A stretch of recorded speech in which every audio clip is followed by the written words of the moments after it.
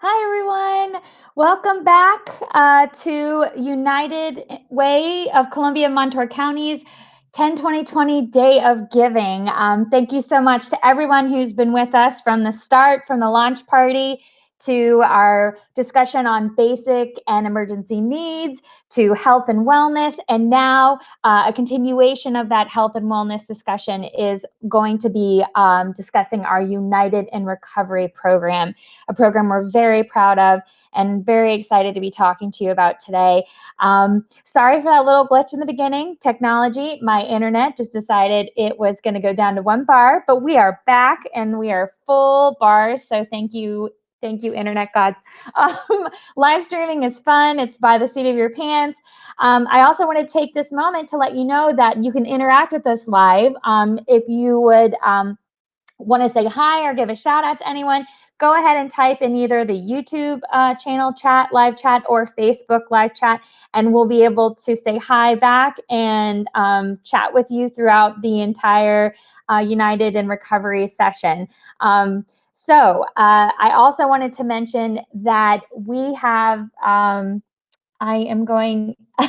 we had a really interesting time with our screen share. I got some support in IT help, so I'm super excited to be able to show you guys the progress we have been making from when we first launched to where we are now. Over the course of the last few hours, we very excited to share that we are nearing 75% funded. So that's a really important milestone for us to be hitting. And we still have some time to give. So if you haven't had a chance to give, we ask that you do so now. You can see here, Thomas has already given. Liz, thank you so much. Norman Mail, that's Adrian's dad. Oh, Norman, thank you so much for giving. Max, we are so grateful to Cassandra and William. You guys are really helping us make a powerful impact in our local community. So almost 75% funded, guys. Let's see if we can get there in this session. That would be an amazing goal, and I'm sure help us reach our $5,000 goal for our Day of Giving. This is our very first one. We hope to have more of these, and obviously with how things are with COVID, we might be doing more of these more often.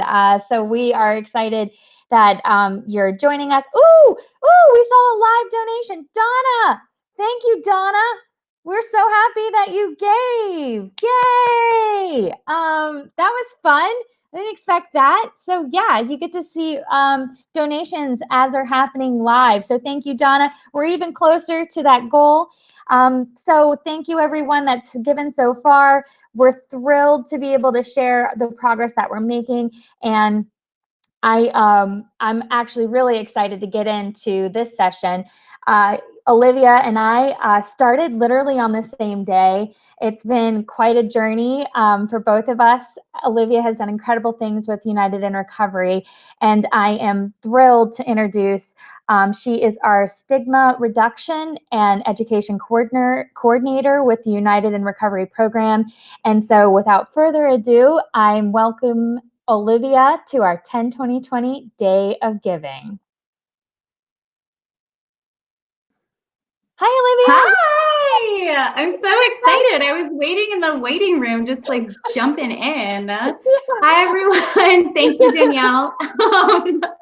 So I am Olivia Oden. Thank you for the introduction, Danielle. I am the Stigma Reduction and Education Coordinator or Specialist for the United in Recovery program. So our program is amazing. We do prevention, intervention, education, and community outreach within the Columbia and Montour region, as well as stretching into Northumberland and Snyder Union. One of our main goals is essentially to, number one, reduce overdose deaths. And by that, we need to provide stigma reduction and education trainings to folks in the community to make the opioid epidemic more aware, or make them aware of the opioid epidemic. We facilitate community outreach programs such as PORT, which is a post-overdose response team, where it's a boots on the ground community outreach program. We go talk to folks who previously overdosed and connect them to resources. We also, one thing that I really, really love is, we coordinate and facilitate programs for the recovery community. So we organize really, really fun events. Jumped right into it. Sorry, Danielle. I'm just No, you're great. So this was our Canvas and Cocoa event. It was one of our first big recovery support events. It was hosted by one of our great partners, The Exchange in Bloomsburg. And we had a local artist, Ann Cosper, come in. And it was essentially like a wine and design night, but we had a hot chocolate bar instead of wine. So it was a really great safe space for people in recovery to come and connect and have fun. And another great, wonderful program we do, every couple of months we hold recovery resource events where we connect with our community partners in the region, whether they are local nonprofits such as us, or treatment providers, detox and medication assisted therapy clinics, family resources for people with substance use disorder. And they come together to provide information to folks in the community. It's a wonderful program because we bring the resources out in the community.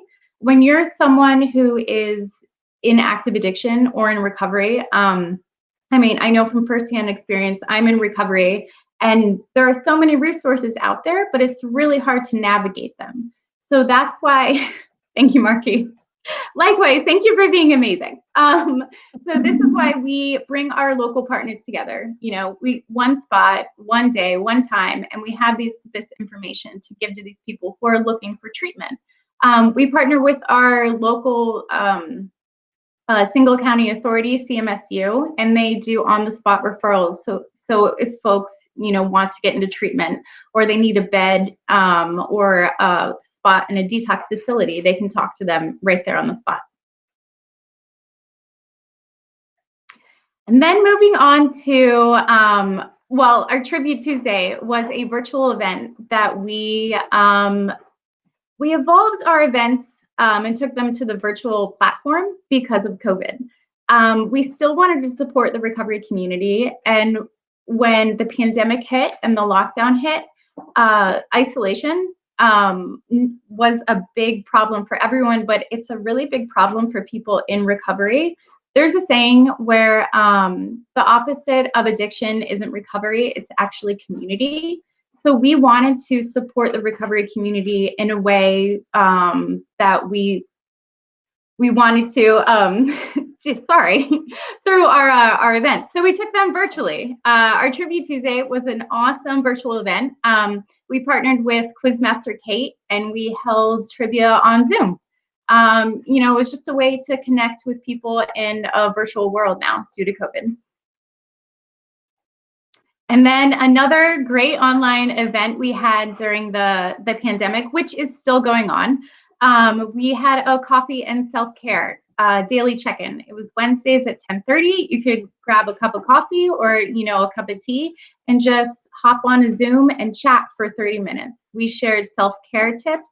At the last couple events, it was just a really great way to come together with a couple different women and just talk about, you know, the barriers that we're seeing and just kind of de-stress for 30 minutes. It was really nice.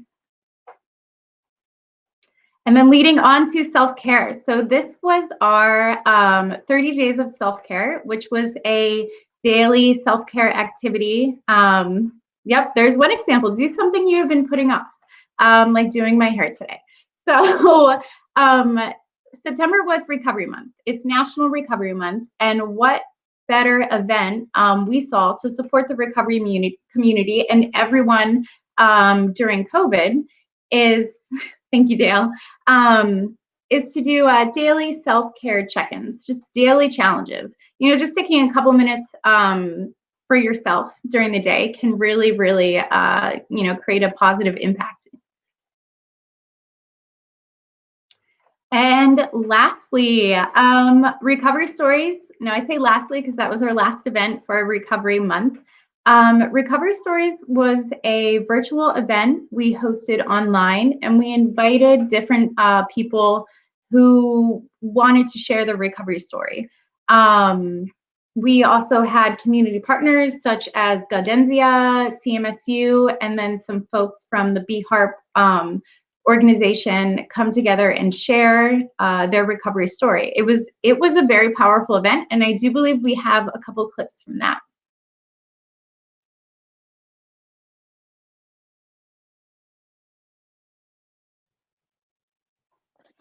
Hi. Oh, hi. I can keep talking. I can keep going. I'm back. I just wanted to mention to folks before we kick it over to the testimonies that we're going to hear and the beautiful stories of recovery from the storytelling event that we held. I did want to mention that Olivia had hosted 2 Lunch and Learn webinars over September's Recovery Month. September was a big month for us. And I want to commend Olivia for her efforts and all of the hard work that she put in. I can't do it without everyone. I work with a very powerful team of women, so thank you for that. Yeah, we love our boss. Thank you, Adrienne. But it was definitely a team effort. We had a virtual 5K that raised money. People were able to participate. And I want to just really commend you and Adrienne and your leadership in being able to pivot so many of these events that we had planned to be live into these virtual realms, and allowing people to still engage in the recovery community and in support of the recovery community through the events that we held and all through. And we're still planning more. There's more to come. You had mentioned that we had such great feedback from the storytelling event that people were already asking when we're going to do the next one. So that's a really fun thing. And so I did want to mention too that this is our day of giving. So this is an opportunity to help us fund programs like Olivia just talked about, to help create more virtual events and hopefully soon live events. No man is an island, and I don't think that we're built to do this alone. And I mean that in the global sense of not just in recovery, but life and surviving this pandemic together. We cannot do the work that we do without supporters and volunteers. And I just want to thank everyone. So far, I'm blown away by everyone's generosity. I can't believe we're so close to hitting our goal, and we still have time. There's still time to give. We have 3 hours left, and we're going to be live at 4 p.m. at the Bloomsburg Children's Museum, doing their sneak peek of their new exhibit. So we can't wait to share that. And then also we're going to have a very fun 6 p.m. end of event celebration. So please join us in your party best at 6 p.m. So without further ado, I would love to share the testimonies from the Recovery Stories event. Now, I did want to mention we are all still figuring out. I mean, I'm sure everybody remembers their first weeks on Zoom. Lord knows I was struggling a bit, but our Recovery Stories event is our poor little speakers are just up in the corner. So you're That was me. No, I wanted to make it look pretty. No blame. But we knew that the stories were so powerful that we were like, tiny window be darned. We're not going to worry about that. So we just really wanted to make sure that these stories were out there and that others who may be tuning in right now.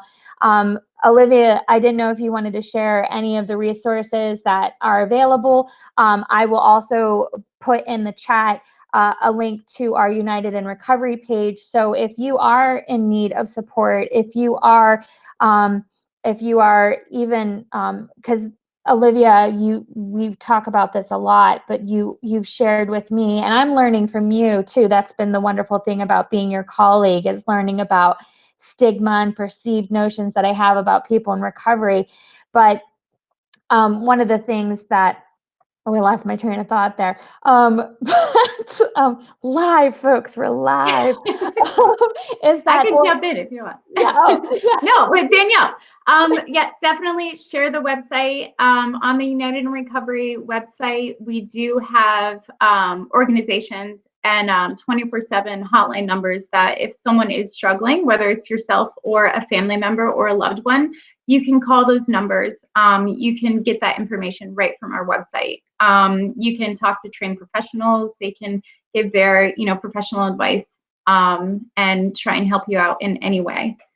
So, but I remembered what I was going to say. Please forgive me. I'm running on cups of Joe right now, but you've taught me that this disease doesn't just affect the person who is experiencing the substance use disorder. It is really a family disease, and it impacts families. mhm. So that was one very powerful thing that I learned. And learning about what United in Recovery does is that we really approach it from a very holistic point of view, community-based, dealing with prevention, intervention, but also supporting families who are experiencing that.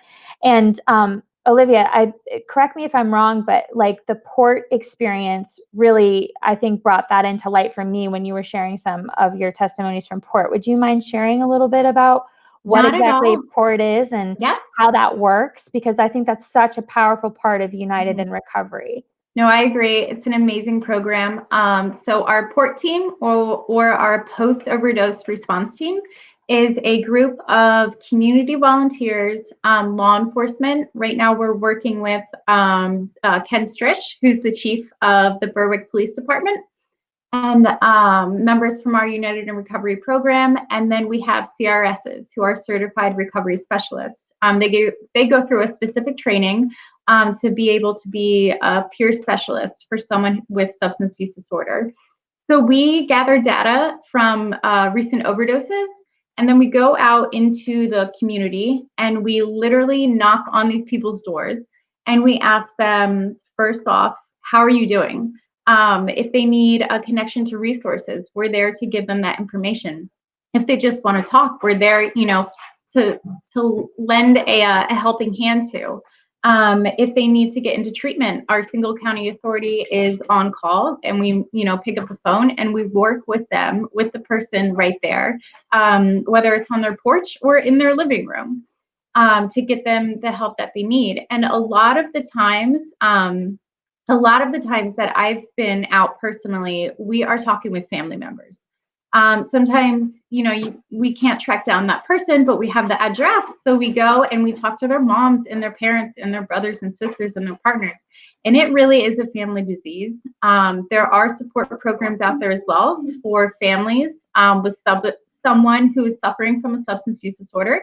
There's Nar-Anon, there's Al-Anon. There are a lot of different programs out there. Two really great programs with, sorry, that's my dog. Two really great programs that help folks with a member of the family who have unfortunately passed away from accidental overdose is the GRASP program, and then Jeremy's Journey, which is in Berwick. Well, thank you so much, Olivia. I think that I can speak for a lot of us when they say that the work that you're doing is literally changing lives. It's one of the programs that I know that we are, again, comes out of that idea of our community impact areas, like really addressing the needs that are here in our community. And opioid overdose deaths and substance use disorder is one of the major issues that people in our area contend with. Mhm. So to give people that support, and without the stigma, though, that's one of the things too. You guys can go to this website. And we actually have stigma reduction trainings that Olivia will do for you. So that's another resource that we provide to the community. Is Olivia actually goes in and does these stigma reductions. She's our education coordinator. I think too, one of the things that I wanted to mention or highlight was that at our most recent Recovery Resources event, Olivia, you'd received, correct me if I'm wrong, it was a grant to get the what's it called? Naloxone. Thank you. Yeah. No, well, actually, within our United in Recovery grant, we had some funds available, and we are in the future, the very near future, organizing naloxone distribution events. We were trying to schedule some for the holidays. I mean, people need it yesterday, but with the holidays coming up, it's data shows, going back to data, that a lot of overdoses are on the rise during the holidays. It's a very sad time for people. Me being myself in recovery, when I was actively using, the holidays were not a joyful time. So unfortunately, we see overdoses on the rise around December and November. Yeah, and I think one of the things that we really came into the forefront was the mental health issue and the isolation issue that COVID brought about. And I can only imagine how much more that's going to be impacting the recovery community as we approach the holidays. So I'm excited to know that we as an organization are being so proactive for our community. Mm-hmm. And again, it's this idea of just giving the resources when they're needed without the judgment, and then working with people. That's too one of the things that Port has really, I felt, been profound. It's a judgment-free space, as is our Recovery Resources events. It's just a judgment-free space. It's a safe space to come and ask. And like you, as you always say, we meet you where you are in your journey. And again, I've just learned so much from you. I'm really grateful to have you on our team and to have you heading up this program. I can't think of a better person, more suited, and more passionate.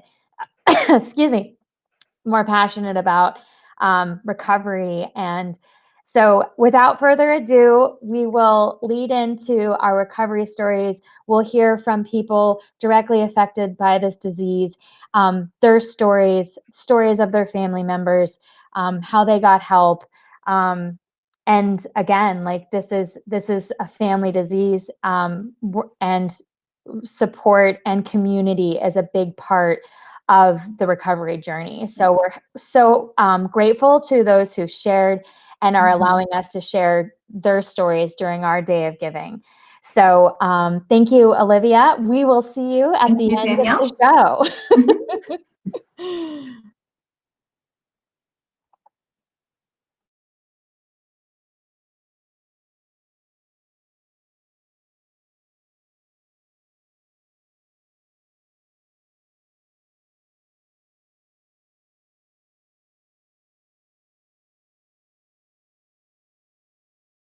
Essentially our final event, our grand finale of our Recovery Month event. September is Recovery Month, and it's a month-long celebration of people in recovery, but for also giving the education and the resources that people need to get into recovery.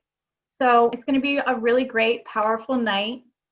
We have many different faces of recovery, family members, organizations, folks in long-term recovery. And I would like to kick it off with Miss Michelle Creasy. Hi, everyone.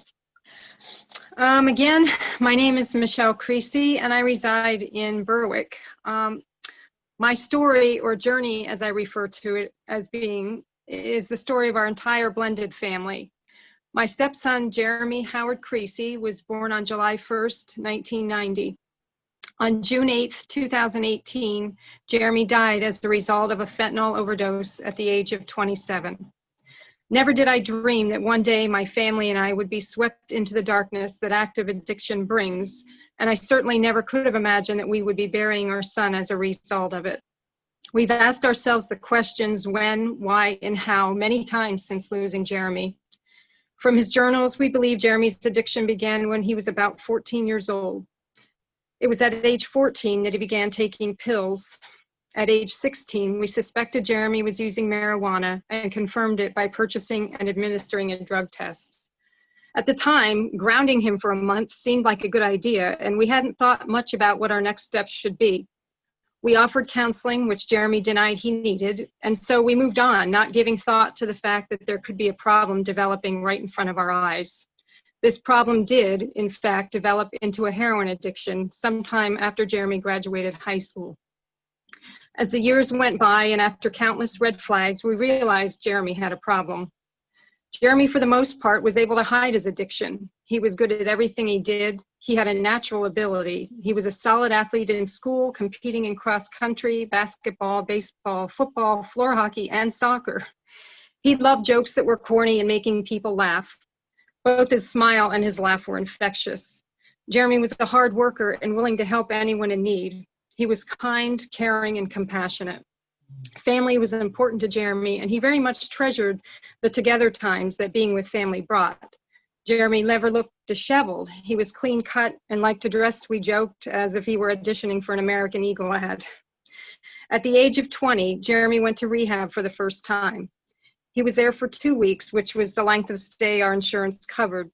He did well for the first 3 months after coming out, got a good job, and was talking to everyone again. He didn't seek the help of meetings or counseling, and a short time later, he relapsed. Jeremy was ashamed of his addiction. He wrote about it in his poetry and in notes he wrote in his Bible. He often felt as if he were letting everyone down. By this point in his life, we believe he realized he had a problem, but didn't know how to properly address it or seek the help he needed to successfully manage his addiction. In 2012, Jeremy asked to go to Teen Challenge, a faith-based rehabilitation program for all kinds of addictions. He stayed there for 14 months and just about memorized the Bible. He came out in 2013 with a new attitude and a fresh outlook on life. About a month after leaving Teen Challenge, he went to see a friend that he had made during treatment. They got drunk, smoked pot together, and about 3 months later, Jeremy overdosed again. At the time of Jeremy's death, he had overdosed a total of approximately 10 different times and had been to several different rehab facilities. Shame, stigma, and being unaware of the resources available to families who want to help loved ones struggling with substance use kept us from reaching out for help. We didn't know how to properly help guide Jeremy through the storm of addiction, and if we didn't know how to help Jeremy, we certainly didn't have the tools to navigate through it as a family. In the days and weeks following Jeremy's death, I often describe how I felt, among many other things, as desperate. Desperate in my grief, desperate in wanting to know the who, how, and why, but even more desperate to learn about the disease of addiction and how I can help others. One of our goals as a family moving forward is to continue in establishing Jeremy's Journey, a nonprofit organization which will be committed to promoting and raising awareness, as well as offering advocacy and support for those who are struggling with addiction. From the very beginning of our journey, I knew that becoming a CFRS was something I wanted to accomplish as a part of our family's mission, and I proudly earned this certification in December. I am passionate about our commitment as a family to be a voice for those who are no longer with us and a light in the darkness of addiction.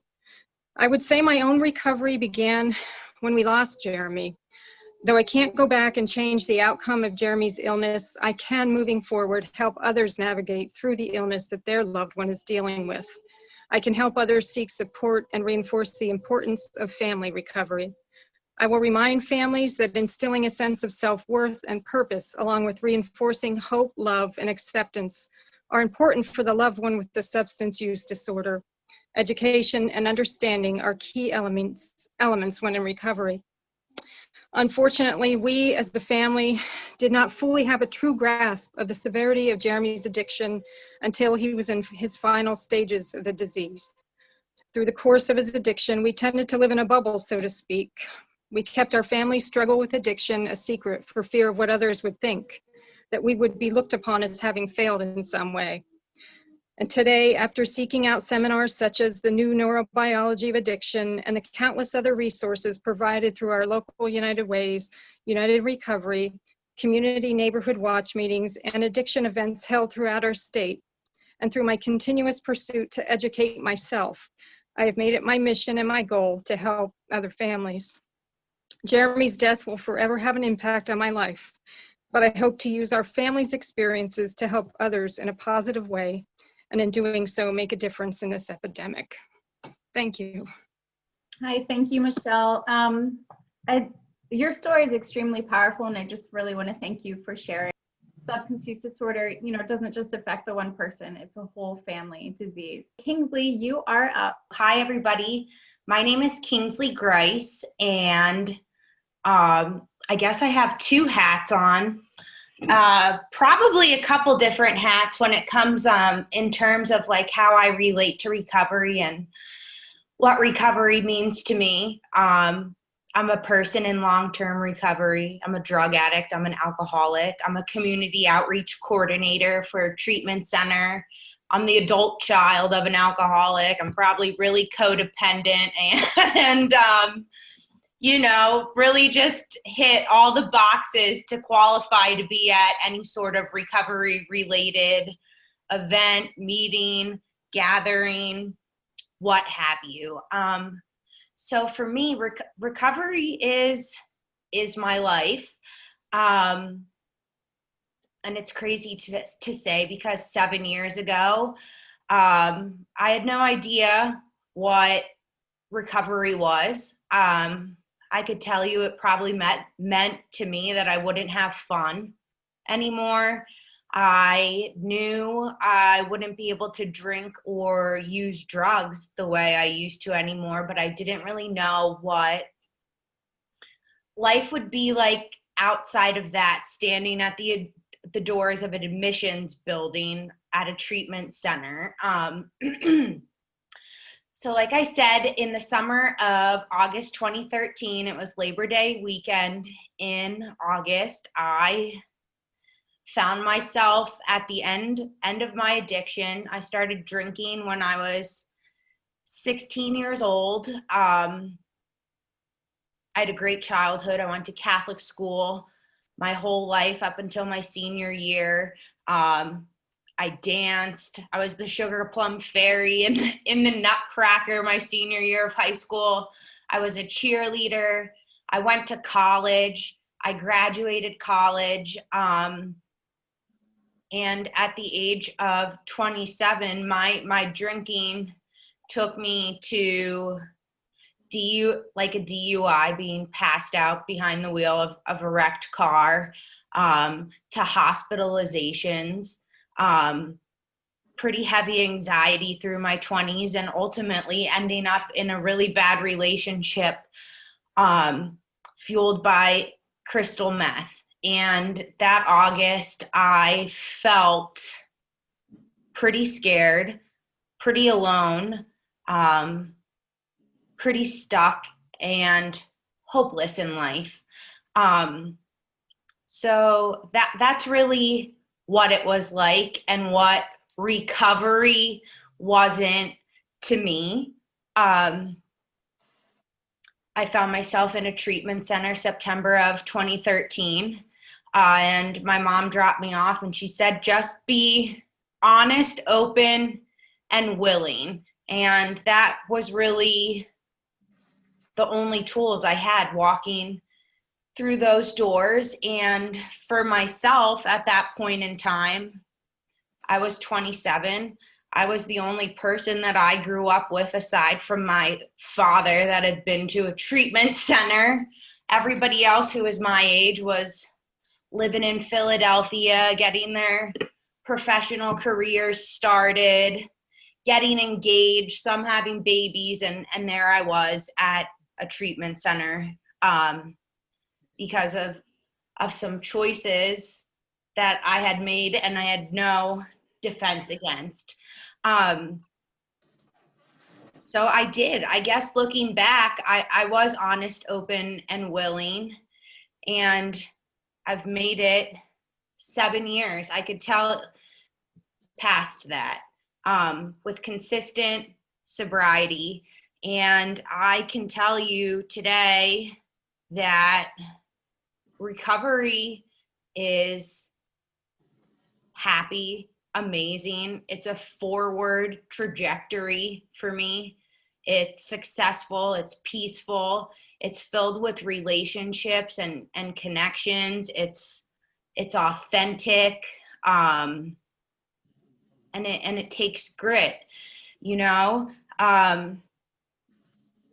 Recovery has given me everything that I have in my life today. You know, I went to treatment, and after 30 days in a rehab center, I learned that that wasn't the end and I wasn't fixed. And they had suggested I go to a halfway house in Hamlin, Pennsylvania. That's in the Poconos, kind of by Lake Wallenpaupack, if anybody's familiar with that area.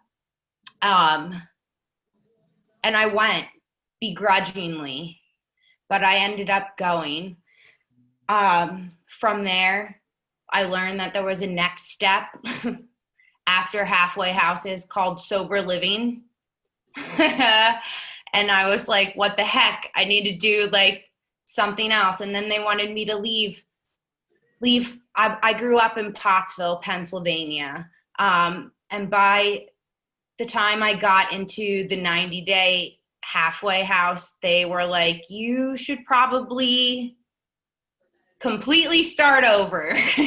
You should get a new place to live. You should get new friends, and you should learn how to do new things. And for me, I was fortunate enough. I wasn't married. I didn't have kids. I had the world by the ass, excuse my language, with the exception of like I was in early recovery, and trying to get sober was like the big issue, and it seemed like a mountain at the time. And today I look back and I'm like, that was only like this much of the story.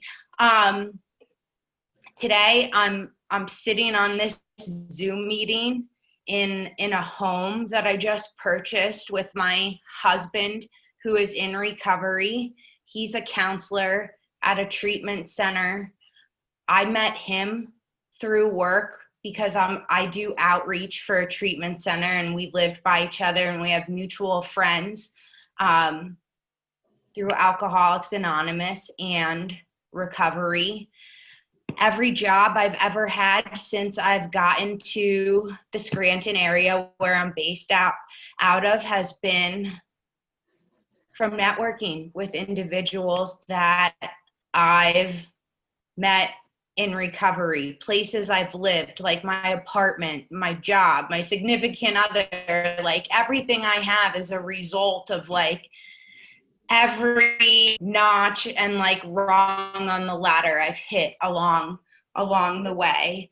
I guess to speak to my professional life, I'm a community outreach coordinator for Banyan Treatment Centers. We have a full continuum of care here in Pennsylvania, from detox to residential to partial hospitalization and intensive outpatients. Prior to me getting sober and finding recovery, I had no idea that community outreach coordinators for treatment centers was even a job. I didn't even know there was someone like me, or that there could be somebody like me that could go around and educate and build relationships based on the solution to addiction. And quite simply, that's what I do. I get to go around, I get to make new friends all over Northeast Pennsylvania, and in the most simplest way to put it, talk about recovery, which is amazing and beyond my wildest dreams. So it's all, recovery has been a gift. I like to take care of it. I still work at my recovery every day. For me, in the fellowship that I belong to, I have a sponsor. I go to meetings. My profession and my job as a community outreach coordinator is not is not my recovery. I have to be sure I take care of the both things separately. I'm just lucky that they kind of mesh together in a really unique way. But thank you so much for having me here. I think this is really fun. Typically for me, I get in my car and have to drive and unpack all my marketing materials and set up. So it's really nice to be cozy in my house and in my little room here and socializing and doing something different for a Tuesday night. So it's really nice to hear and see all of you and be here. And I look forward to hearing the rest of the hope, I guess. Thank you. Hi, everyone. My name is Franca Dalibor, and I am a person in long-term recovery.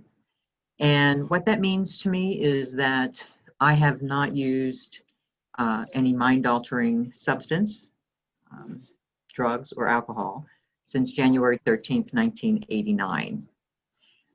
So that's a really long time. That day, just to tell you a little bit about my story and very briefly, that day marked the end of a 13-year relationship with my substance use disorder, AKA addiction. And like any other relationship, it started out in that warm, fuzzy stage. I felt good about myself. I had lots of fun. I traveled. I was building my career. I met more people like myself. And then things slowly started to change. It no longer gave me that pick-me-up. It was no longer that shot of courage. I started losing sight of what I wanted. And eventually I lost sight of who I was. I knew that I should call it quits, but I couldn't. I wanted it. I loved it. And then I started chasing it. But it was never the same as it once was, just like any other relationship. I only had memories of what it was in the beginning, and I just could never get back to where I thought I wanted to be. So on a Thursday night, I emptied out my liquor cabinet, and it was not down the drain. In a drunken plea to God, I made a deal. I said that when I go to court tomorrow, if the judge doesn't give me more than 5 years, I will help people, help others. I'll go to schools. I will, talk to students, to young people about the dangers of drugs. I will share my story. So here I am. 31 years, 9 months, and 22 days later, I am still repaying that debt. It's been quite the journey, and it all started that Friday. It was a Friday the 13th. I was dressed in a skirt with shackles at my ankles, and my life began to change. After a short stint in a women's correctional facility, 28-day rehab program, about 9 years in therapy, and a lot of 12-step meetings. I came to terms with my disease, and I started to recover. And I began to heal my inner child, and that's a part of my journey. So in recovery, I started getting the things that I always thought I would want. I went on to get married. I became a mother to 2 wonderful children, and now I'm a grandma. I have 2 little grandchildren. But along the way, recovery allowed me to build meaningful relationships with my friends, with my family. I have a very personal, intimate relationship with my higher power, God. And another part that's very important to me today is that I like myself. I can hold my head up, and I have self-respect. I have dignity. And to that, I owe a lot of gratitude to the women who have been a part of my recovery, who taught me how to live life without drugs and alcohol and how to act like a lady. And that's my dog. So that's pretty much how I got to where I'm today. And today, I work as a certified recovery specialist for Geisinger. And this is my fourth career, but it is so personally gratifying. And I believe that it's where my journey has brought me to truly help other people. I work inpatient at the hospital in Danville, and anyone coming in who has a diagnosis of substance use disorder or who is there as a result of a car accident, with they're under the influence, anything where someone felt like I might be able to help them, I get connected. And I go in there without knowing a soul, introduce myself, and I have an engagement with these patients where I'm able to give them some hope that, where they're at is not the end of their rope. And it does always feel that way when you're at your bottom. But it's just really the beginning of this life. And Kingsley and Tiffany both talked about it. Now, when we reach that place where the tire meets the dirt, you just think that there is nothing left to live for. And it is just the amazing journey that comes afterward. So working as a CRS, I get to help patients get connected with recovery resources. I work through the care management team. So I'm just a small piece, but people are getting help. I also have a little part in the warm handoff. And that's just a privilege to be a part of that and to, help build addiction medicine inside of Geisinger so that we can be a bigger asset to those in, the community that, Geisinger facilitates throughout this, most of Pennsylvania. And it's been a real pleasure to be a part of United in Recovery the last couple of years and just being a part of the solution. So I want to thank Olivia for allowing me to be here tonight and to share a little bit of my story. Hi, Franca. Thank you so much for sharing. Next up, we have Miss Leslie Ward. Leslie Ward is the supervisor of the Family Treatment Court for Northumberland County Children and Youth. Thank you so much for having me here tonight. So if my son Ethan was here with me tonight, as Olivia said, I'm the supervisor of Family Treatment Court, he would tell you that he got me that job because of all that we've been through together.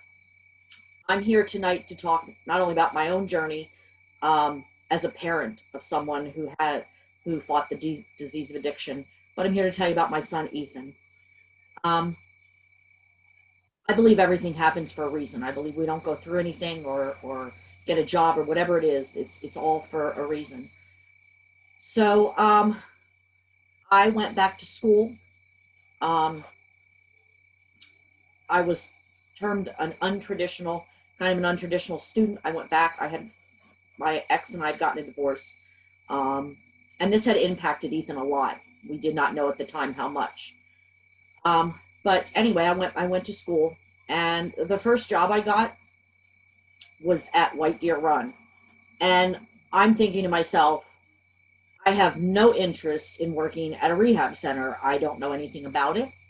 There's nothing about it that really interests me, but I need a job. So I took the job at White Deer. And for 6 months, that's what I did. Little did I know in those 6 months, that was my training ground for what was going to come up in my life, for not only my family, but for my son. And I also started to soften to people with the disease of addiction. I got to hear stories. And as Travis said, they're amazing people, and they have some agonizing stories, and they've gone through all kinds of things and come out the other side to recovery. And so I started to gain a new understanding. About that time, I was offered a job at Northumberland County Children and Youth, which I took, one, because it was better hours and there was all kinds of other things. But needless to say, we had known that my son, probably 12 or 13, had started with some marijuana use and that type of thing. But of course, weren't overly concerned. He had good friends. Of course, as you all know, though, somebody with that predisposition, a little pot or whatever, his friends grew out of it. He didn't. It continued to get worse. So at about 14 or 15, my son started with panic anxiety disorder. And, we're not trained as parents. We don't know. We're just there to do what's best for our children, or what we think is best for our children. So we took him to the doctors, and looking back, if I had to do anything over, that would have been the place that I would do over. They convinced his dad and I to put him on medication. They said it's just low dose, but you're putting a 14 and 15-year-old on narcotics. He was on benzos, the Klonopins, the Ativans, the Adderalls. We thought we were doing what was best for him. He wasn't sleeping, he wasn't eating, he wasn't doing well in school. We thought we were doing what's best. But it wasn't, because when you tell a 14 or 15-year-old take these pills, they think their anxiety is going to go away, and we know that's not true. His anxiety didn't go away. We did get him counseling, but at that age, he was just trying to figure out life. And, he started to realize, oh, guess what? 1 Klonopin doesn't help, but 2 does, or maybe 3. And we started to see that he wasn't taking the medication right, but, he was just pulling at our heartstrings. Again, we're his parents. We loved him. I can't be without that medication. I can't survive. I can't do anything. Lock it up. You can monitor it, whatever it was. You want to believe your child. You want to believe that they're okay and everything's going to be okay. He got a job when he was about 15, going on to 16. We thought this was a great thing. Again, we didn't know that the place that he got a job, there was a lot of kids that were on juvenile probation and had been doing a lot of other drugs. So of course, that just kind of led him into going from the benzos to, them saying, oh, try some Percocets, and all those type of things. As you all know, a car wash salary is not going to support a Percocet habit. And we didn't even know at that point that that's where it had gone. He hid it very well, as Michelle talked about. They're very good. He's very charismatic. He's a talker. Everybody likes Ethan. So, he could convince us. And as parents, you want to believe that. I mean, even in your gut, if it's telling you it's not right, you want to believe that what they're telling you is the truth. Finally, a big thing that really took a turn for him was when he was about 17, my mom passed away. And she was kind of his rock. She was kind of his, if she told him it was going to be okay, he believed her. And when she passed away, it really pulled the rug out from underneath him. Little did we know, probably when he was about 16, 17, he had started a heroin addiction. He finally came clean right before his graduation. He came clean that he was fighting this heroin addiction. And my son cried and cried and cried and said, please help me. I don't want to live like this anymore. I want to, be normal. And I truly believe that that's what he wanted. So he thought he could do it on his own. He thought he could go to meetings and do some different things. He couldn't. There was just, that's just not the way it worked. And unfortunately, we had a lot to learn as a family, because we realized that after we started going through this is a family disease. We all take on roles that we normally wouldn't take on in everyday life. I'm a pretty straightforward, straight shooter, call it like it is. Not with my son. He could walk all over me and convince me to do all kinds of things that I would not normally do. So I will never forget July 15th, 2015 at 18, we had an intervention. And we told him that night, you will either go, and as Michelle talked about, I had decided working at White Deer, some of the things I'd learned along the way, the 30-day programs just aren't always enough. And our faith was very important to us. And I wanted to really find a place that I thought could really help him. And we found Teen Challenge. I'm sure it brings wholeness to the hopeless, which I love the saying. So that night we did an intervention, and his choice was, you will either pack your stuff up and move out of our home, or you will go to Teen Challenge for 14 months. Now he came to that intervention high. And he went, not willingly, he went just because he didn't want to be on the streets at that point, thank God. I'll show you him. I don't know if anybody can see that. I know it's really difficult. I don't know if you can. That was him at age 18. He weighed about 102 pounds. And that was the night that we took him to Teen Challenge, which was probably the hardest and worst night of my life as a parent. His dad and I and my dad and his brother had to drive him up to Syracuse, New York. At that point, they didn't come and pick people up. There we are, stuck in a car with him for 4 hours. Through that car ride, it was miserable.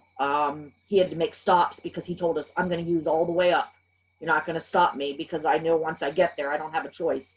So it was a miserable ride. At some point, his dad and I and his brother, we became you people. I don't have to see you people for 14 months. I'm so glad you're just going to drop me off. And we did. We dropped him off. That night, it was probably one of the hardest nights ever of my life, leaving my 18-year-old in some facility in Syracuse, New York. It was dark. It did not look like a nice neighborhood. And when I got there the next month during the daytime, I will tell you it was not a nice neighborhood. So it was scary. But we started learning as a family that we needed to start taking some tough lines. We started learning. I think the one thing that I learned through Teen Challenge was I was told that I was loving my son to death by what I was doing. And I needed to start taking those hard lines and making, getting our family healthy and helping get Ethan healthy. But if he chose not to, we could love him for who he was and where he was. So we kind of put together a team, our family, and he called about 3 days later, which they warned us he would do, and he did. And he begged me, please come get me. I've learned my lesson. You can take my cell phone. You can do whatever you need to do. I have learned my lesson. Now understand, the night I dropped him off, at that point, when we took my son to Teen Challenge, they didn't have a detox at that point. So his choice was, he could have gone to a detox facility, but he was like, absolutely not. I'm already going to spend 14 months somewhere. I am not wasting another 30 days in a detox. So he detoxed. He was going to have to detox off nicotine, heroin, benzos, and whatever else he was using. So it was a rough 2 weeks for him. But anyway, 3 days in, he called and said, please come get me. Mom, I won't do it anymore. And I said, Ethan, there's no home for you. There is no home for you with anyone in our family. Not your uncles, your aunts, your grandparents, no one. We have made that decision. You will either stay there for 14 months. And he was like, then I'm leaving. And I said, and if you do, my heart will be broken, but you are going to be on the streets of Syracuse because no one is coming to get you. After I hung up that phone, I don't know how many tears I shed and probably didn't sleep. Well, I know I didn't sleep. I just kept praying that he would stay. I'm so thankful that he did. He called me a few days after that, totally different kid, because of course the withdrawal was over, and he said to me, Mom, I got this. I can do this. I want to do this. He stayed there for 14 months. He graduated. Of course, you want to believe it's all behind you. 14 months. What more could he need but 14 months at a facility? He now has all the tools and everything. We know that's not the way the disease of addiction works. And now I will tell you, I learned a whole lot, and my family learned a whole lot through that facility, through their education program, and we got healthy. And I believe that was a huge thing for us as a family, to get healthy. I will tell you, that night that we dropped Ethan off, I made a promise to myself and to God that I would not be quiet, not for one more moment would I be quiet about this disease, because it was not going to help anybody. And I didn't care. I really didn't care if people judged me. I just felt like this is something that we need to talk about. And when I went to Teen Challenge, I got to meet all kinds of other people who were going through the exact same thing as me.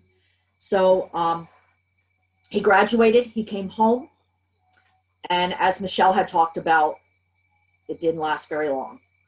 I would say within 6 months or so, he was back to using. We didn't want to believe it, but again, you have that gut feeling that something's just not right. But he was at college. He went to Penn College. He had a girlfriend. So you just want to believe that he can push through. It was probably, I would say maybe a year later, maybe a little bit beyond that. He called us one night. He called me and his dad, and he said, it was a Monday night. He called us and he said, I called Teen Challenge today. I'm going back.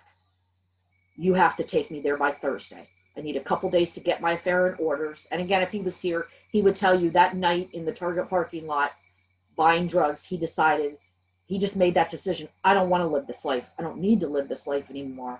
I'm better than this. I can do it. So he called. We took him up to Teen Challenge a second time. That second time he was there for 4 months. He told me it was probably way harder than the first 14 months. It was the hardest thing he had ever done because he truly, truly figured out what was causing it, what trauma, all the things that he just didn't deal with. And his dad and I each had a counseling session with him because he had to talk to us about some things with the divorce, and there were other things that he just needed to tell us. So when he came back home the second time, again, I knew that I had to keep drawing those lines. And I said to him, Ethan, this is the last time my home will be your safety net. If you have to go to rehab 10 more times, I will be there with you and I will love you no matter what choices you make. But this is the last time my home is your safety net. I believe you can do this and I believe you want this, but you have to want this. So you may live in my home as long as you're following the rules and doing what we're asking you to do. I'm so thankful to say that he did. Not without a few little bumps and types of things happening. But kind of right after he came back, he had a few things that happened in his life, and I was petrified. I thought he's going to relapse again, and he didn't. He got through them, and he realized that he could do it without the drugs. He realized that this was just life. He could handle it. Not to say that he still doesn't have struggles, and there isn't moments that he still doesn't revert back to some of those behaviors. But I am happy to say that this February, he will be 3 years in recovery. He's at Penn College. He's in the marketing program. He's working 2 or 3 jobs right now. And again, I know you guys cannot see this very well, but I'm trying. Sorry. So there, that's him. I don't know if you can see it, but that is him today. 23 years old, and that's my son. But I will tell you something. If he was here, he goes around and tells his story. He's not afraid. He'll tell people. He tells people at college, his friends, he will tell them, I can't do that. I'm not normal. I'm in recovery. Now I won't tell you he lives the perfect life because he's at college, and I know there's stuff that he probably shouldn't be doing that he's doing, but I do watch him fight for his sobriety every day, and I'm so very proud of him. And I guess I'll leave you with these 2 things. When we have conversations on the phone or he comes to see me or whatever, there's 2 ways that we normally end the conversation. And it's either he'll say to me, Mom, you doing big things today? I'm doing big things today. And I'll say, yep, Ethan, I'm doing big things today. Or the second thing he'll say is, Mom, I'm living my best life. You living your best life? Yes, Ethan, I'm living my best life. Even though some days I don't feel like I'm doing big things and I don't feel like I'm living my best life. But he always kind of keeps me in check. And I am just so honored to have been able to be here and talk about this because we can't be quiet about this. We all know people in our lives, friends, family, coworkers that have been affected by this disease. And the more that we talk about it and we make it so there's no judgments and no stigma and all of those things, I believe we can help each other and we can build each other up. We can continue to just help people in recovery. And today was a day of joy for me. As Dee said, we had treatment court today. We had 13 graduates on that program today. For a lot of places, that doesn't seem like a lot, but you all know in the world of addiction, 13 people who have gotten their lives back is amazing. So I want to thank you all for your stories. They're all just continuing to encourage me. And I hope all of you that are on here tonight will know that recovery is possible. Thank you, Olivia. Wow, that was powerful. Thank you so much, Leslie, for sharing. You essentially just closed us out. That's all we needed to hear. Your story and Michelle's story really, really sheds light on the fact that addiction is a family disease. And we have to offer support and not stigma. And we need to support, our family members and our friends because it really does affect everyone. We know someone with it or someone that we know, has substance use disorder. So we are wrapping up a little bit early tonight. I just wanted to thank everyone who participated in sharing your stories. I really hope, just one part of it affected someone in a really great way. That's how I feel when I share. Maybe someone just got something out of it. I would like to thank everyone for coming tonight.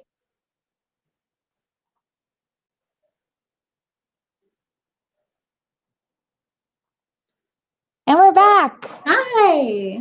Hi. Hi. That's beautiful. I like that a lot. Yeah. So, how was that hosting the Recovery Stories event? And especially because that was the first time, I think correct me if I'm wrong, we'd hosted something in that type of a format. Yeah, it was. We did little things here and there, like the self-care event, our Trivia Tuesday and everything. But to have such a powerful and really emotional event online, I was very open-minded going into it. And I'm like, you know what, we're going to go with the flow. And every story that we heard that night was extremely impactful. And I could listen to it, the whole thing over and over again. And it's like a minute goes by. Everyone shared their story, and out of that, I got something, from that story. So it was a really great night. Yes. Ooh, there's a little bit of a feedback loop. Sorry about that. So, United in Recovery, what are the plans for the fall, the winter, and then also what are your hopes for the program going into 2021 and beyond?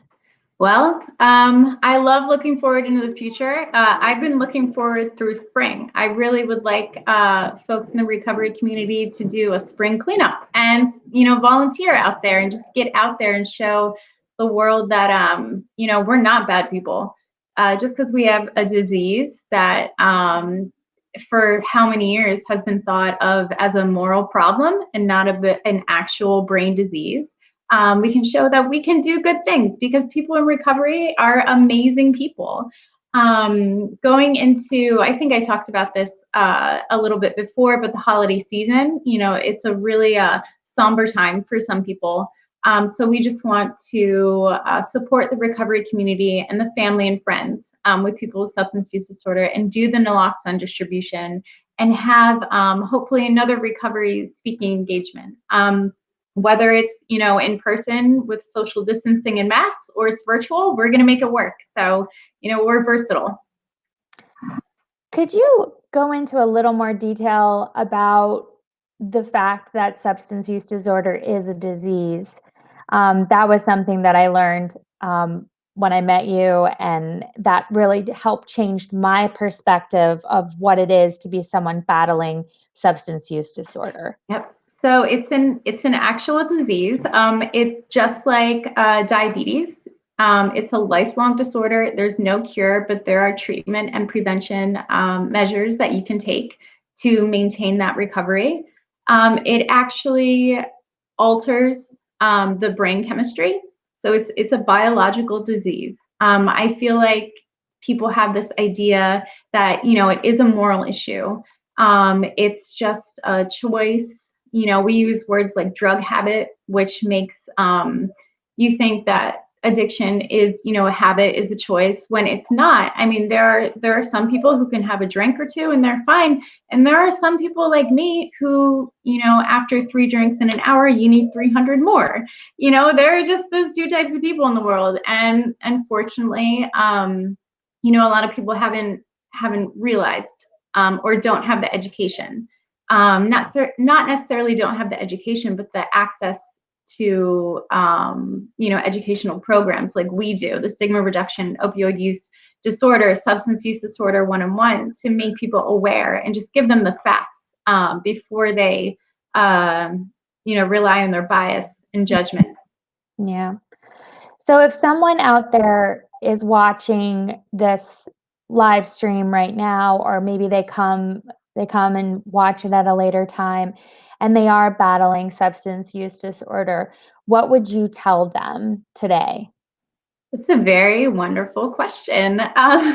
Well, looking back, when I was in active addiction, and if I would tell myself something, or just anyone, that you could feel like you're at your end of your rope, or this is your last day, you just can't go on, but there is hope out there. There's hope inside of you. We're survivors. We struggle, but we can get through it. And you really have to just let go and accept help when it comes. You have to start all over, but it's just that piece of hope that you don't know you have, but it's there, and that it does get better. Coming out of treatment, I thought my life was completely over, just like Kingsley talked about. And I know that feeling, but to rebuild your life in recovery and have, a family and a partner and a cat and a dog and be a homeowner, it's just all these great things that come with it. And it takes time, but it really takes hope. That's really powerful.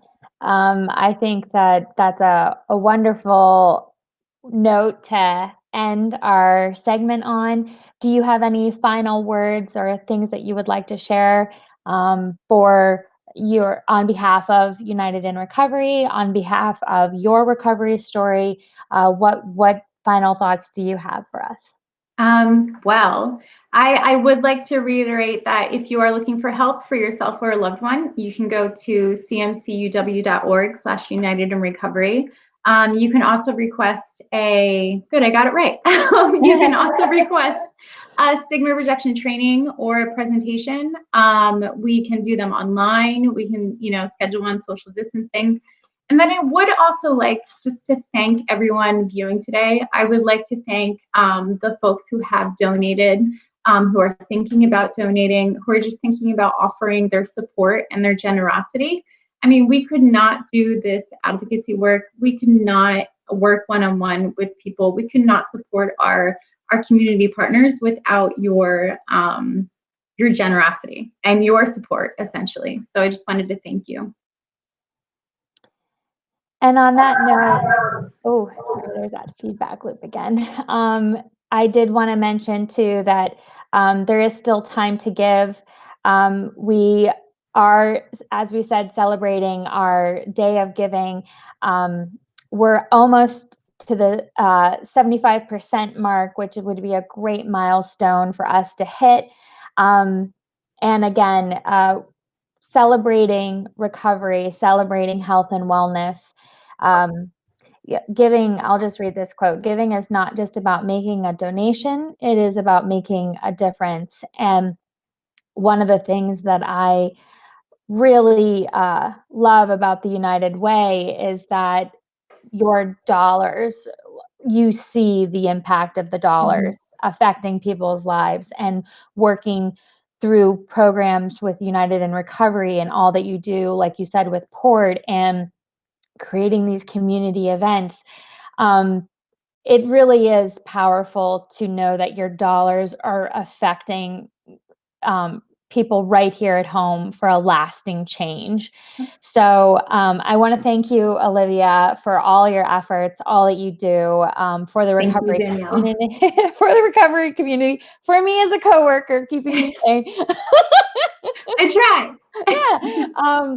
But I really do feel like we have a great team here at the United Way. Rah, rah, rah, United Way. Yeah.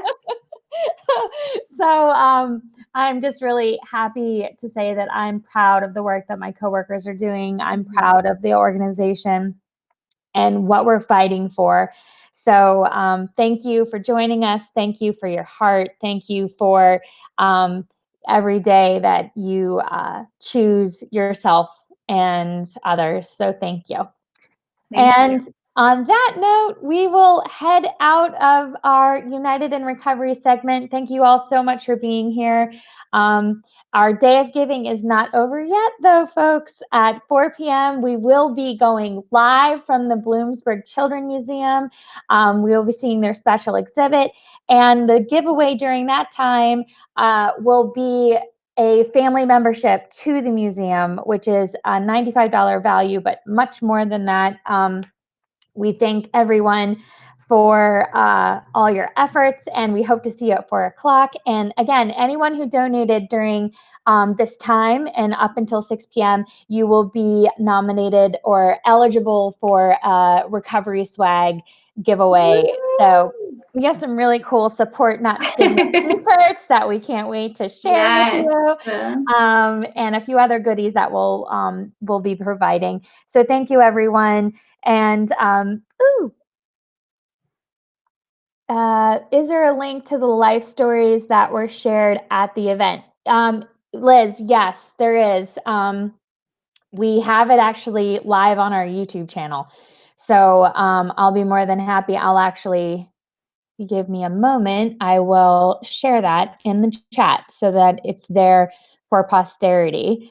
But we did publish that to our YouTube channel, which we're also broadcasting live from now. So if you're joining us on YouTube, you'll probably see it there. But if you're coming from Facebook, just know that you can head over to our YouTube channel and see the recovery stories live, recorded live, but on our thing. So there we go.